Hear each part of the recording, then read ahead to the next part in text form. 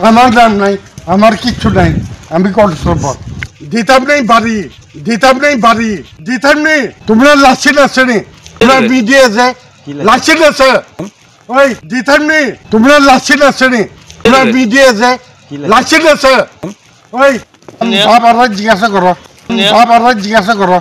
নমস্কার, এই মুহূর্তের আরো একটি গুরুত্বপূর্ণ সংবাদ নিয়ে চলে এসেছি আমি সুস্মিতা। এবার বিশালগড় রেল স্টেশনে জিআরপি থানার ওসির নেশাগ্রস্ত অবস্থায় তাণ্ডব, মহিলা কনস্টেবলের সাথে অসভ্য আচরণের অভিযোগ। পাশাপাশি এই খবরের সত্যতা যাচাই করতে গিয়ে সাংবাদিকদেরও তার অসভ্য আচরণের শিকার হতে হয়। দেখুন বিশালগড় জিআরপি থানার ওসির কাণ্ড, আবারও চর্চায় বিশালগড়। এবার বিতর্কের কেন্দ্রে খুদ ওসি। বিশালগড় রেল স্টেশনে জিআরপি থানার ওসি সুবোধ দেববর্মার আচরণে স্তম্ভিত সবাই।